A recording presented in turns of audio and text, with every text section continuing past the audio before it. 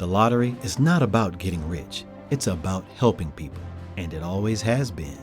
The lottery is what helped raise the Great Wall of China, build the roads of Rome, and today in South Carolina, it's what generates millions of dollars each year for scholarships like the SC Hope, Life, and Palmetto Fellows. The South Carolina Education Lottery is investing in you. Visit sceducationlottery.com/betteryou to learn more. If we could find out a way to make billions of pounds out of destroying the sun, we would do it because we're that fucking stupid. And it's that self-destructive technique. Why take what we need to live and what we need to exist, and if you can destroy it and make money out of it and destroy everyone else in the process, who cares?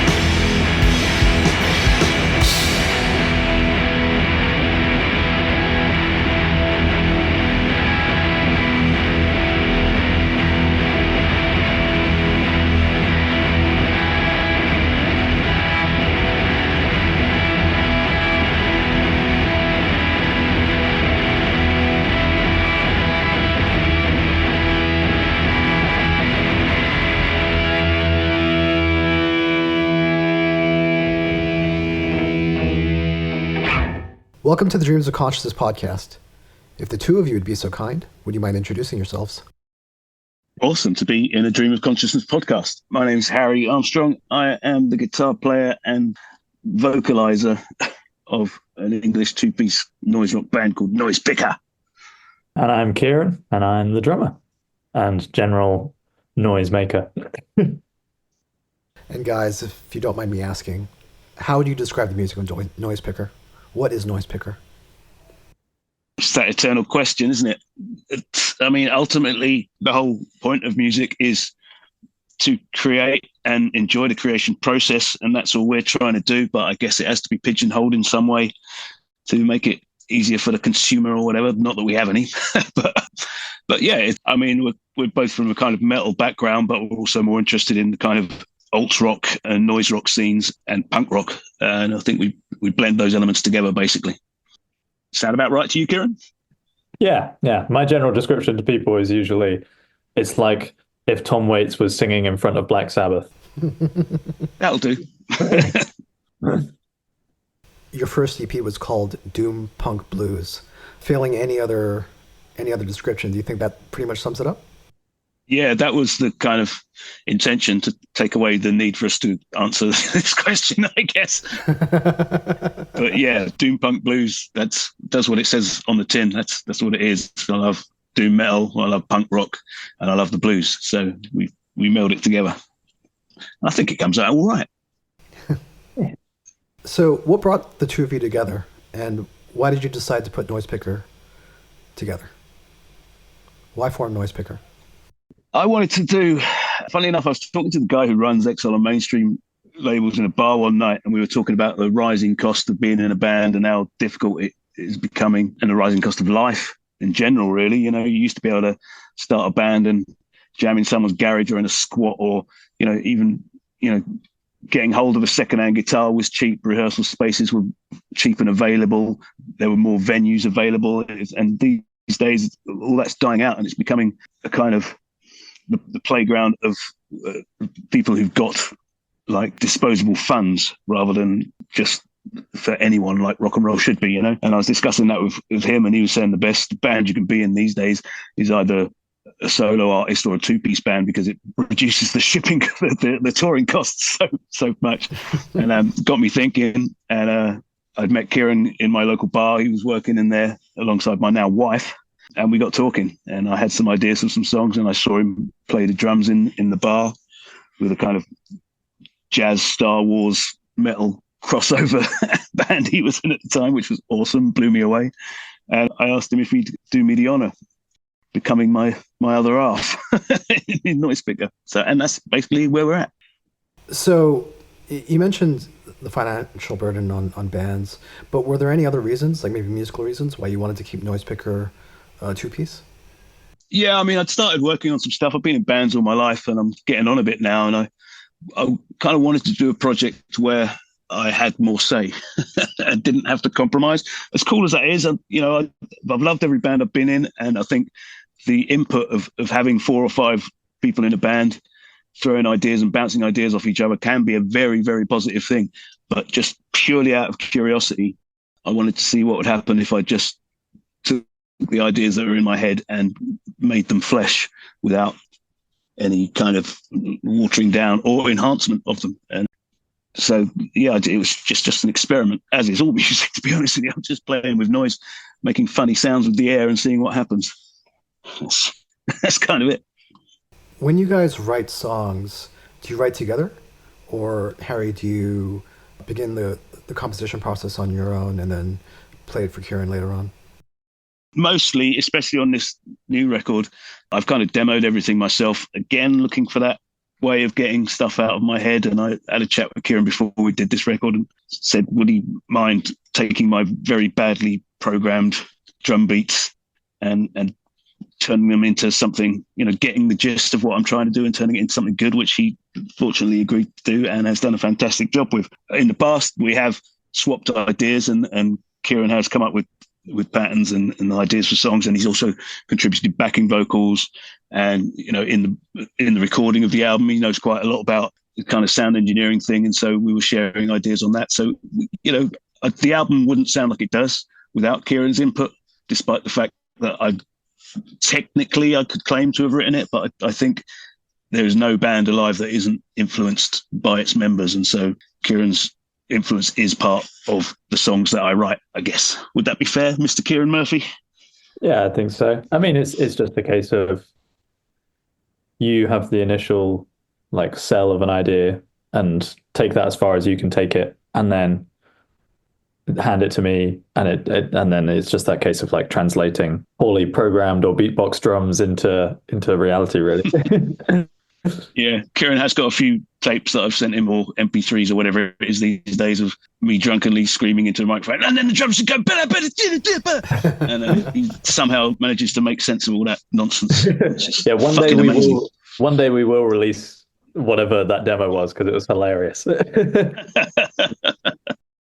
I mean, you mentioned a noise rock influence. I remember the band No Means No did like almost like a scat a scat version instead of a normal percussion, where they were just kind of like singing their parts over. I think it may have been like a Dead Kennedys cover or something like that, but they're basically just singing and scatting the song. And you can pull something like that off. Yeah, I think we could give that a try. Yeah, I'd like to actually. We'd have to find the right song. Are the arrangements complete by the time you start writing the vocals and the lyrics, or are you working on the two roughly around the same time? It varies. I mean, I have sent Kieran demos that are complete with vocal and everything, and I've also just sent him riffs and then another file with another riff on it and go, the plan is to stick these two together. And then we've recorded it before I've even begun coming up with a vocal idea. There's a couple of songs on the new record and on the old one, in fact, where we just went in and recorded bits, and I went away and did the rest of it. So it varies. Yeah, it varies. Sometimes it starts with a vocal idea, but it's usually a guitar riff or series of chords that begins the process. But yeah, the vocals usually come last, but it can vary. I don't have no particular way of working. It's all in like a stream of consciousness, man. Some of your lyrics have like a almost like a story arc to them. Like they have characters, and there's a flow, almost like a plot to the lyrics. Where does that come from? You mentioned Tom Waits. I know Tom Waits could sometimes be very dramatic with his songs. Yeah, it's very much a kind of Tom Waits thing. I do like, and old blues songs, you know, the whole "My Baby Left Me," "Woke Up This Morning, Found Myself Dead," and all that kind of, those sort of classic and timeless stories, but just telling them updating them maybe, and telling them in a stranger way. I do think it's trying to tap into the kind of part of the human consciousness that we all have that maybe we're not so proud of, but every one of us has at some point done something they shouldn't, or even contemplated doing something that isn't entirely considered, you know. Let's say it wouldn't go down well in certain religious institutions. But, you know, whether or not you go through with them, that's a different matter. But it's still that, at what point does the human ability to veer from right or wrong and taking that idea and putting it in various situations, whether it be relationships or political or social or, you know, various everyday kind of life, and seeing how you can deal with that. And so I like to build stories around it. I'm quite happy to hear that you've picked up on that. But yeah, it does come from largely Tom Waits, but again, he brings it forward from, you know, the masters of the blues from beforehand, and you know, gospel and that kind of, all that kind of stuff. I do think that's an important part of what we do. I'd like to ask about the gear that you use, if you don't mind. Yeah, sure. I'm currently surrounded by it, so I'm currently surrounded by it. It's I can tell you exactly what it is. I can read you the serial numbers if you're that much of a geek. But there you go. Well, yeah, I guess I'm curious about your guitar tone, like how you got that tone. Is it mostly just amp distortion? Yeah, I use an old 1970s Carlsbad bass amplifier as the main amp, but I also put that through a SansAmp GT pedal to give it an extra bit of crunch. And I also run two of those amps and a bass amp and split the signal three ways, and go into an Ampeg SVT for the bass sound through an octave pedal. And that basically creates everything that's on the record, really, apart from the drums, of course. But yeah, the guitar tone is largely an old 70s Carlsbad bass amp that I bought when I was 15 for 30 quid, and it's still going strong. So yeah, I went and bought another one of them the other day, just in case. So am I am I understanding you correctly? You're playing your guitar through a bass amp, and that's how you get that tone? Yeah. Okay, interesting. Yeah, basically. I mean, it's an old bass amp, but it's going into on the recording. I put it into a standard Marshall 4x12, and yeah, just cranked it really. But yeah, there's just a Sansamp GT2 in front of that really that creates the distortion, and that's about it. Apart from the octave pedal that feeds the bass and another bass amp for the actual bass sound. And yeah, it's pretty simple, but it's a lot to set up, but it is quite simple because it's basically replacing a second guitar player and a bass player, which is my apologies to bass players and other guitar players in the world. You can't be replaced. You're important, honest. Kieran, I don't want you to feel left out. I ask drummers a lot of nerdy questions about like ride cymbals and stuff like that. Do you want to talk about your setup a little bit? I unfortunately don't have all my gear to hand and don't know the serial numbers. I have the most hodgepodge collection of shit that you've ever seen.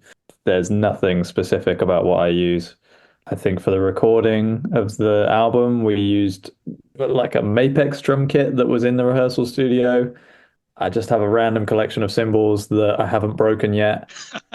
Probably the only thing that's like a standard in my setup is using a Ludwig Superphonic 400. It's just like a pretty bog standard kind of, it's on every recording snare drum, just because it's one of the only ones I own, and also just is malleable in the way that like you can make it sound like a bunch of different things if you need to really easily. But yeah, I'm very much just a like pick a thing and make it work in the way you want it to sort of person. I'm not really precious about gear. We're from the school of it ain't what you use, it's how you use it. Yeah, exactly. So, if you got to stick a bit of tape on it or, drill a hole in it or something or plaster it to the wall, just do what you got to do to get the sound that is in your head. But yeah, there's nothing like, I'm not like, oh, I've got these special double bass drum pedals or anything like that. Nice.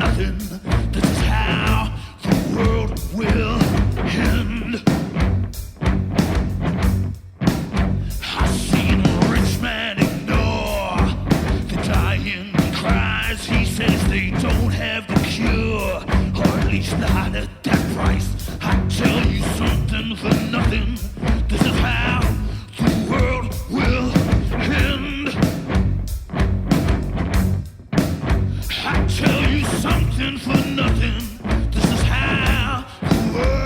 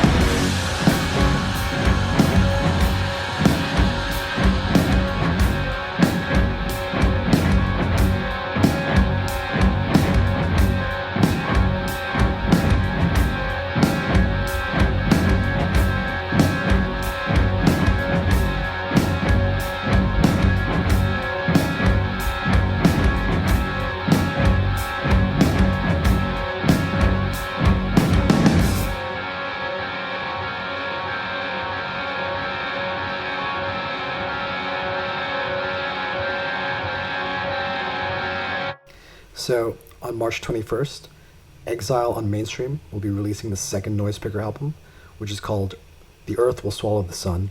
Ooh, indeed. Yeah, we can't wait. Can't wait until the Earth swallows the sun, basically. Well, okay, let's start there. Is this a concept album? Is this related to anything that's been happening in recent months or years? I guess it's a concept album in what we were discussing earlier about the side of human psyche that does have a kind of self-destruct button. And the idea of Earth swallowing the sun, obviously, most scientists would probably predict that in however many millennia, the sun may engulf the Earth, but will be long gone by then. If we get that far, I'd imagine that we would. It's kind of a play on like if we could find out a way to make billions of pounds out of destroying the sun, we would do it because we're that fucking stupid. And it's that self-destructive technique. Why take what we need to live and what we need to exist, and if you can destroy it and make money out of it and destroy everyone else in the process, who cares?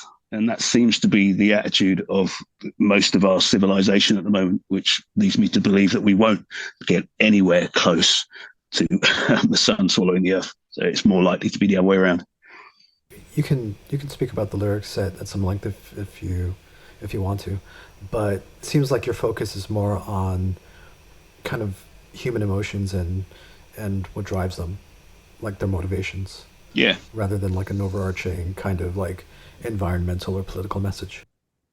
Yeah, I think so. It's more kind of about the self, really. But I think that self and often self-importance that individuals have is something that, when it's taken as a whole, if the whole world becomes self-obsessed and selfish, it kind of is, then we're in a bad place. We need to understand or find the flaws in us that we find in others, and then maybe we might have a chance. That's kind of the message. It's shining a light onto the dark side in the hope that it finds a way out, I guess. You spoke a little bit about the songwriting process. Musically, did you go into this wanting to do anything different from the first album? Just wanting to do it better, really. I mean, we spoke at length about going to record it and using other engineers and producers, but we decided to do it ourselves just to see what the hell would happen, really, and see if we could improve on the last one. And I think we did. As far as songwriting goes, I don't really, there's no real plan behind it. I just like to pick up a guitar when I'm in the mood and see what comes out. And even sometimes just wandering around out in public, an idea will come to you and I'll have to sing it into my phone while everyone on the bus stares at me like the fucking weirdo I am. It comes from everywhere, and it can come without warning. You can go months with just having 1,000 shitty ideas that are absolutely fucking worthless. And then when the right one comes, you've got to capture it and harness it sometime. It's like fishing, but not that I've ever been fishing, so I wouldn't know. But it's, when it comes to you when you got something that's going to work, and I'm not particularly looking for any even sound. It's just I like heavy music and I like dark music and I like songs that are about something rather than dressing up like a pirate or whatever the latest fucking fashion is. And I want the songs to mean something to me rather than being about going out and killing trolls or whatever shit that a lot of bands sing about. And that's kind of it, what it sounds like. I mean, there are songs that sound kind of out of place on this album. I think there's the jazz song near the end. There's a doom song at the start of the second side. There's a thrash song halfway through it. There's a couple of punk bits, and there's the classic Motorhead drum riff that we have to have on every record. But yeah, there's no purpose apart from making us go, yeah, that was cool. It's kind of that's simple as that, really. So, as you mentioned, you recorded this yourself. Do you have experience as a sound engineer? No. Well, I mean, I've been in bands for 30 years or something. And all of those bands have been in studios. I've watched the process happen. I've always had like either a 4-track or an 8-track or some kind of recording setup at home that I've played with. And yeah, I mean, the technology now exists. It's so much better than what it used to be. I mean, just the technology you got on your phone now, you can make an album with. It was, not even 10 years ago, you needed much more equipment than that. And now, I just bought an old laptop for 50 quid and stole some music software. Paid for some music software. And we begged and borrowed amplifiers and microphones from our local rehearsal room. And then I just took it home and sat in my kitchen trying to make it sound like it'd stand up next to some of my favorite records, and kept sending files over to Kieran, and he kept emailing me back, going, okay, this works, this doesn't work. And it's good to have a second opinion on these things. And Kieran's studied a lot of music production, I think. Is that right, Kieran? Like self-taught sort of thing. I've just got an active interest in it. I spent too many nights staying up till 4 a.m. watching videos of Steve Albini and Eric Valentine and people like that. So. That's the thing. I watched it. I actually did my research this time around, whereas when I've tried this before, I've just stuck my head in it to see what happens. But this time I watched a few more videos. There's so much information out there now for free. You can really figure out how to do stuff, which you couldn't do when I was starting out. So I think that's a good thing for the creativity and the creative process for people, that they can get hold of this stuff and get into this stuff really cheaply, but it's not good news if you want to make a career out of it. I mean, it's something that comes up on this podcast a lot. A lot of bands nowadays have at least one member who has some experience with, either doing live sound or, being an engineer at a studio. And I think it's always helpful for the band to have someone like that in the band, because you're not explaining your sound to a third party. Do you know what I mean? Yeah, exactly. That's kind of another reason for wanting to do it ourselves as well, is because a lot of the times I've found in the past, you go into a studio and the recording engineer will have his own idea of what tones you're going for and what should work. And I've been in situations where I've been told that won't work.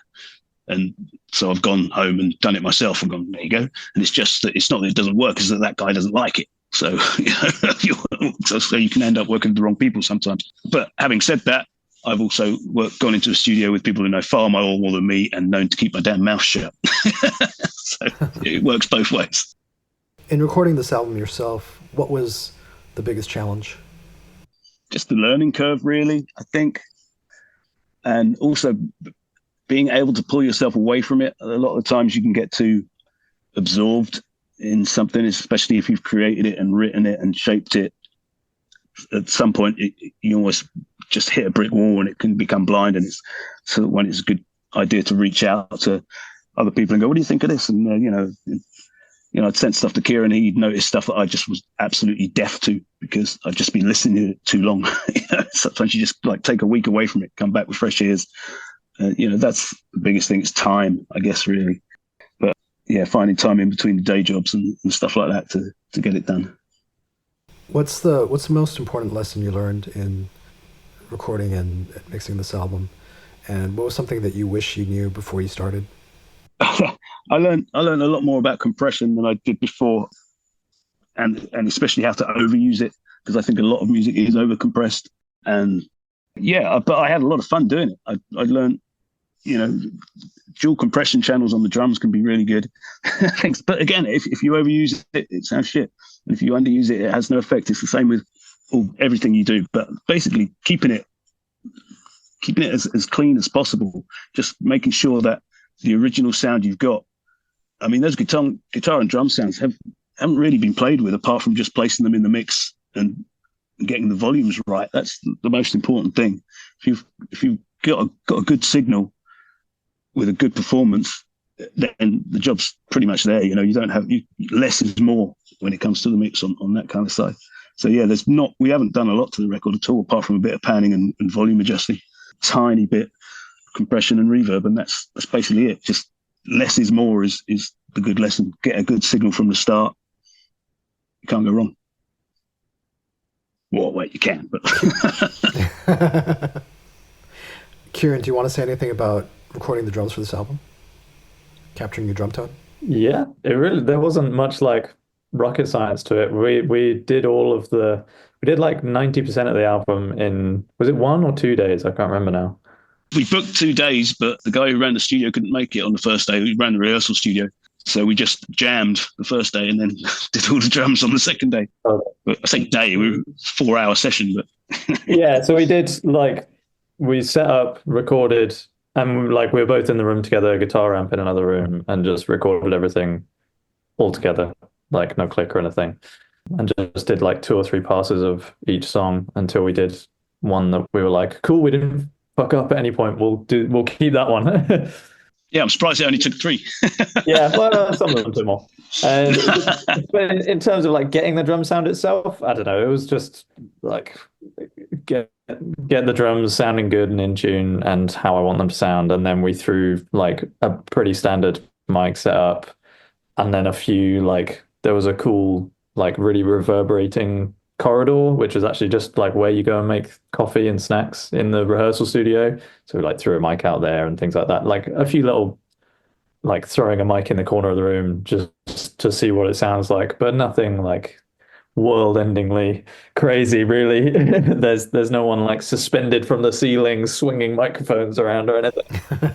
Yeah, I mean another reason for wanting to do it ourselves was because so many of our favorite records, especially the old ones from the 70s and 80s and 90s that sound so damn good, are just the sound of a band in a room. And that's what we wanted to capture. No triggered drums, no auto-tuned vocals, no over-compressed guitar tones, none of that shit. We wanted to keep it as bare bones as simple. So, we can go and recreate that, in someone's front room. You should be able to do that. We just want to capture what the band's about rather than adding any, fakery or tricks, which is far too evident in modern music for my taste. So am I understanding you guys correctly? You guys recorded this album live? Or live, I guess, with a few overdubs in terms of vocals and stuff like that? Yeah, basically we just concentrated on getting the drum takes down, and we had the guitars in another room. I did a second guitar track just to fatten it out a little bit, and then added the vocals at the end, and that was basically it. Wow. There are a few little samples that we've thrown in there as well on a couple of places. It saves a lot of time. It saves a lot of time. It saves a lot of time, but also, as you pointed out, it's a little bit nerve-wracking because, one take, and if you mess up, you got to start it over again. You know what I mean? Yeah, that's kind of part of the fun, though. I think some of the coolest records are the ones where they sound rather than this magnificent, this is the final version. Artists like Bob Dylan or something are a great account of that, where they'll have multiple versions of a song over live albums and different albums and things, where just because it's there's the song at the core of it, and then you're just capturing how you play it in that moment in time. So it was kind of nice that we got everything done in a day, well, the core stuff anyway, done in a day, because it just felt like that album now feels like a snapshot of that very brief period in time where we played it all. And, in 5 years' time, we might play the songs differently, and maybe we'll re-record some of them again, and it'll be a totally different song or sound totally different because we'll be, doing some other crazy stuff with it. But yeah, at the core of it, it's all just songs played in a way. Yeah, exactly. An album should be, like Kieran says, a snapshot of the time. It doesn't have to be, the perfect painting. It doesn't have to be, an absolute perfect moment. It's where we were on that day and how we were feeling on that day and the mood we created that day. Fortunately, I think we got a good one.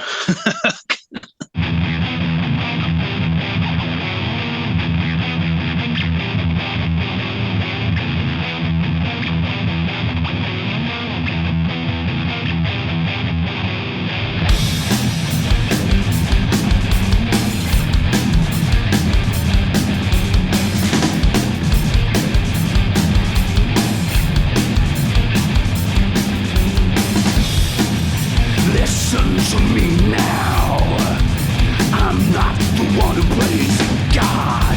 I'm not the one who betrays you.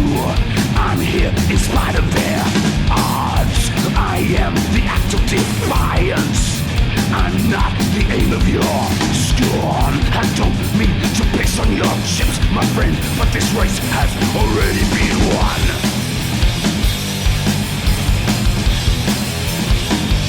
Tomorrow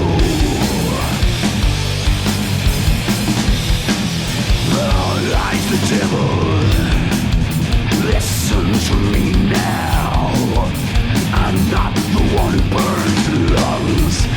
spent some filthy my time. Alright, but the game had already begun. Listen to me now. I'm spreading light where there's none. I'm giving hope where there's sorrow. There will be tomorrow. There will be tomorrow.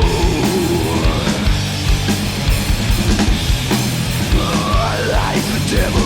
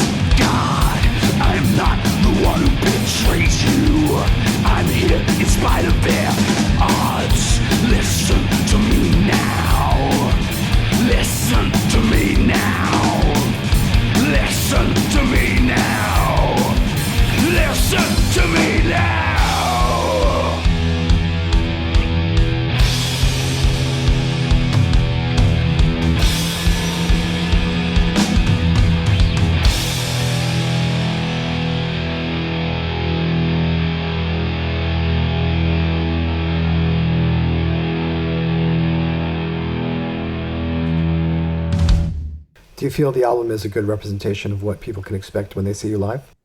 Yeah, although it might be a bit messier live, to be honest with you, we do.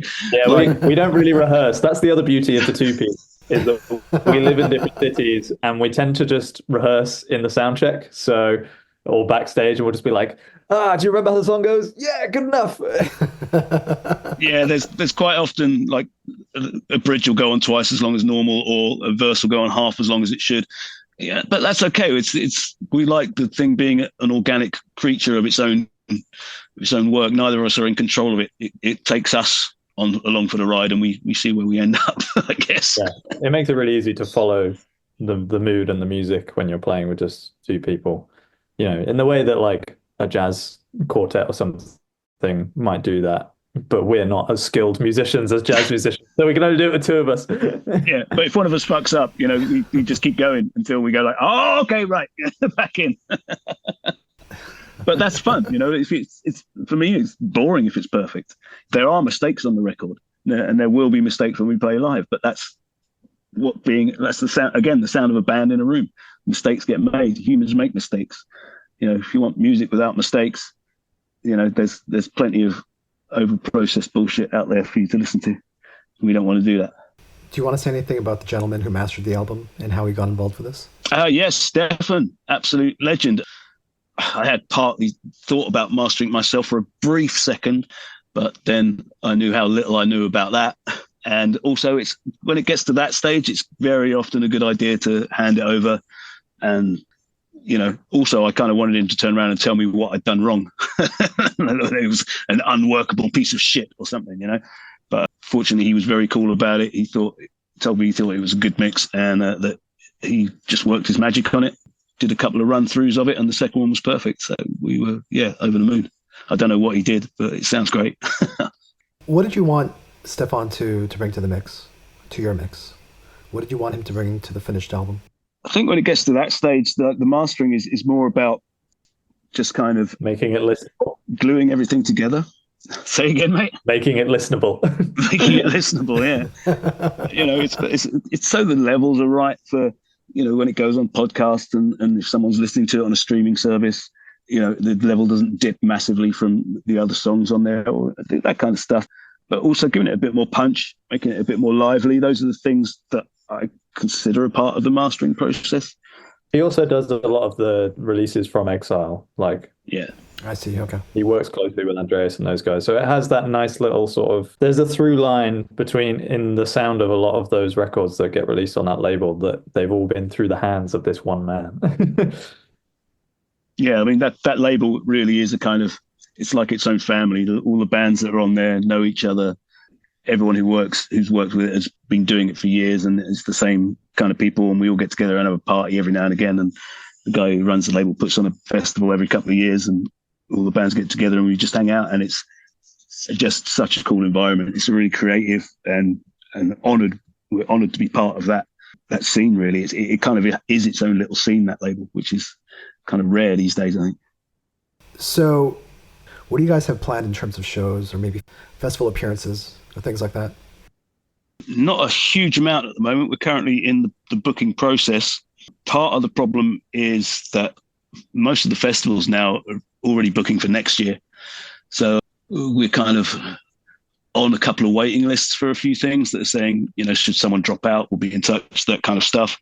And we're just trying to book some little shows for ourselves at the moment. But again, a lot of all the weekends are booked up until 2026, 27, so we're just trying to sort some stuff, waiting for a few people to get back to us now. But there will be at least a sprinkling of shows over the summer. They're just nothing we can confirm just yet, unfortunately. Plus, the other band are doing their last run. They're splitting up the end of this year. Band called Orange Goblin, and they're basically booking every weekend at the festival so that they can play, which is cool, but it's not leaving me much time to book stuff for us at the moment. But there definitely will be some other stuff going on, some live stuff. Wow, I didn't know that about Orange Goblin. You joined the band quite recently, right? Well, yeah, it's about 5 years ago now, but time flies and all that. But yeah, they've decided to call it a day, and all of this year is basically farewell shows, which is cool, but there's been a lot of interest in it, so it's going to be a busy year. But yeah, it's just coincided with us putting out this record. Yeah, we will have some live shows coming up soon, and yeah, I'll just be handing out lots of Noisepicker CDs at Orange Goblin shows this summer. Out of curiosity, with your sound being as unique and varied as it is it easier or harder to find bands to tour with?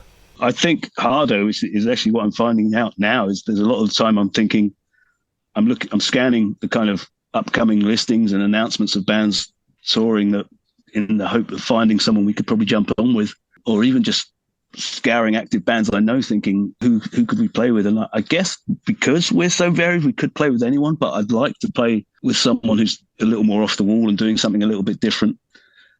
It seems difficult at the moment. A lot of bands are touring and they all wear silly hats or costumes, and I don't really want to be part of that scene, even though people seem to love it and those gigs pack out all the time, and good luck to them, but it's not what I want to do or watch or listen to. So but yeah, it has actually, the last couple of months I've been looking into the possibility of us playing live and looking for possible support slots or bands just for us to play with. And the only ones I can think of are the bands on the XLR Mainstream label, but most of them are European or US based. So the cost of getting them over to the UK, especially in current climates, is fucking astronomical. So yeah, we're trying to find some UK based bands to play with at the moment. But yeah, there's a couple of ideas out there and a couple of seeds that are being sown. So I'm hopeful that we'll be able to announce something soon. Who would your perfect lineup be in terms of a tour? Oh, there's a couple of German bands that I love. Oh, well, one of them's Austrian, actually, called Bulbul. And there's a German two-piece band, again, Dyse, DYSE, who are just the best live band on the planet. I would love to play with either of those guys, to be honest with you. Plus, they're lovely people. But yeah, again, getting overseas bands to play in the UK ever since the whole Brexit thing happened is becoming financially unbearable. So yeah, that ideally Bulbul and Dyse for me. Kieran, you got anyone you want to throw in? I think that's probably a great answer. Yeah. There's no more. Has anyone got their email? Yeah, any of the Ipecac bands would be good, but again, there aren't any based in the UK. I don't think so. and they're all fucking massive. Yeah. So, The Earth Will Swallow the Sun will be out on the 21st of March through Exile on Mainstream. Ooh, exciting. Harry and Kieran, please tell everyone how they can order the album. What's the best way to get it? It depends what part of the world you live in, because again, all I've done is complain about the expense of everything on this podcast. I do apologise. I'm generally a happy person. I just haven't had my first glass of wine today yet. But yeah, if you're in Europe, order it directly from the label, Exile on mainstreamrecords.de, I think is the address. If not, just search Exile on Mainstream Records. I'm sure you'll find it. If you're in the UK, our Bandcamp site, noisepicker.bandcamp.com, or just go to noisepicker.org, where all the links will be on there to Bandcamp and Exile and our social media stuff. In the US, I've no idea if it's cheaper to ship from the UK or from Europe. It's possible that a few record stores might be shipping it. You may have to go for a bit of a search or a hunt on that one. Or if you know someone who'd like to import it, get in touch with us or the label. It's possible a few copies might make it over there. But that's, basically it's us or the record label. Either one, whichever takes your fancy. Check out your shipping charges, see what's better. But if it comes from us, you know it comes with love. Hand-packed with love. Yeah. Do you want to say anything about the vinyl release? No, nothing particular, really. I mean, we're just going to put it out. Could do some fancy online stuff. I've been looking into these suggestions that people do, like having online listening parties and all this kind of stuff. But it just seems like a load of crap to me. I just want people to go online, check it out, listen to it. You know, we're about to release our third video when I finally finish editing it, because that's another thing. We film and edit all our own videos and stuff. Yeah, just give it a listen. If you get the opportunity to give it a listen, please do. I hope you like what you have heard on this podcast, and if you dig our sounds and are into what we do, pick up a copy of the record or just drop us a line to say thanks, or let us know you dig it, or let us know you hate it. Either way, we'd love to hear from you. So am I correct in understanding that the vinyl and CD releases are bundled together? They're not available separately? Yeah, that's the way the record label likes to do things. Okay. I don't know why he doesn't just put a download card in it or code or something.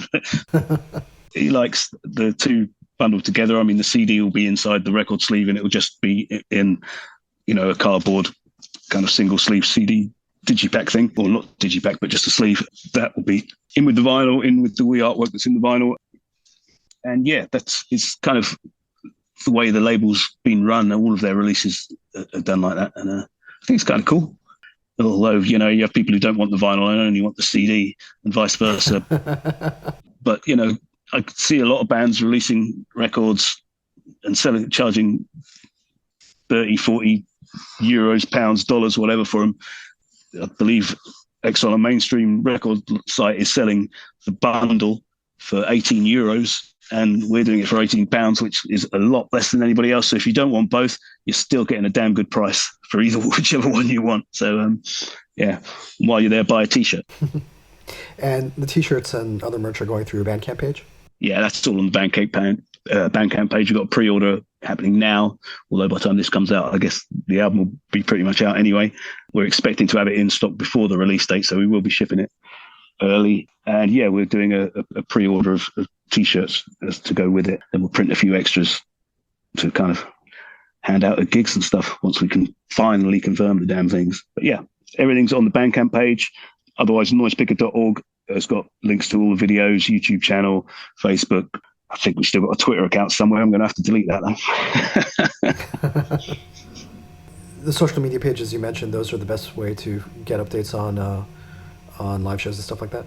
Yeah, I mean, like I say, we run all our own stuff. So you know that it's us that if you're emailing the band or emailing the label, you know that it'll either come direct to us or direct to the label boss, who will pass it on directly to us. And all our social media is just done by us as well. So yeah, if you need anything or have any questions, just drop us a line. We're open to ideas, and we're into conversation. So come say hello. And the videos that you worked on, are those available on the Noisepicker YouTube page or on the label YouTube page? They're on both. Yeah, we put them out on the label page first, and then a few days later, I just added them to my own kind of YouTube channel, which is the Noisepicker one, just so I know they're there. Plus, I fucking hate adverts on those things, and I don't monetize the channels. We don't monetize anything apart from what it costs to sell a record, really. So yeah, it just annoys me when an advert pops up in the middle of a YouTube song. So we try and avoid that by making sure that our channels don't do that for as long as we can. So the third video that you mentioned will be out by the time people hear this episode. But do you want to say anything about that video or that song? It was I've got a lot of bruises making it. I think we both did in this video. Yeah, my legs are in tatters from that video. I guess you'll see. It all makes sense when you see it. But yeah, we tried to basically nail our equipment to a couple of skateboards and film what happened. Yeah, I'm doing the final edit at the moment, so it should be ready soon. Okay, very cool. Is there anything else you guys want to say? How about you, Mr. Murphy? Anything spring to mind? Not that I can think of. No, it's all good. I think we've covered everything we need to say. The general misery that kind of stains our music. I'd just like to say that we're actually quite a happy, content bunch. Yeah. Or try to have a good outlook on life. But yeah, we're just spreading the message of Exile on Mainstream of love, noise, and freedom, baby. Love, noise, and freedom. Yeah, in a world that makes it ever more difficult to enjoy those things. That's a good thing to leave people with. Thank you guys so much. Thank you. It's been a pleasure, Adrian. Thanks, man.